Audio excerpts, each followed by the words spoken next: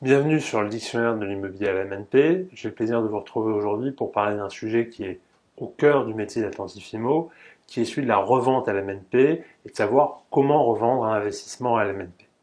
Alors, en quelques mots, un investissement à la MNP, vous le savez probablement si vous regardez cette vidéo, c'est un investissement immobilier réalisé sous le régime du loueur en meublé non professionnel.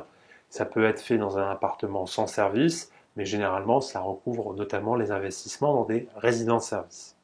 La revente à la MNP est un moment qui est clé pour la réussite ou l'échec d'un investissement à la MNP.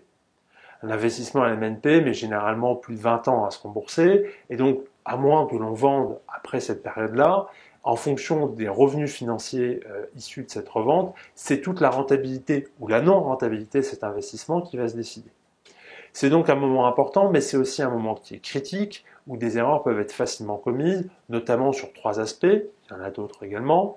Ces trois aspects recouvrent l'aspect fiscal et tout ce qui est lié aux formalités, notamment sur la TVA, les aspects de responsabilité vis-à-vis de l'acheteur et les aspects d'information du dit acheteur avec la nécessité par exemple d'avoir un dossier complet. Pour réussir une revente à la MNP, pour bien revendre son investissement à la MNP, notamment dans une résidence-service, il est possible de recourir à des professionnels.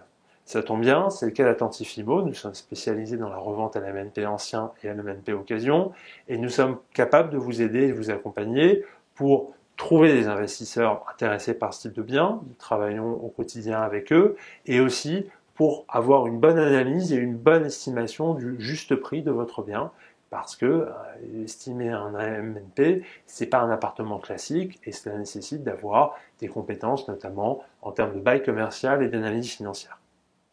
C'est fini pour cette définition. Si vous êtes intéressé par aller plus loin, n'hésitez pas à nous contacter. Vous pouvez également liker cette vidéo, la commenter ou vous abonner à notre chaîne YouTube ou encore, pourquoi pas, aller sur notre site internet www.attentifimo-lmnp.com. C'était un plaisir de vous revoir aujourd'hui. À très bientôt. Au revoir.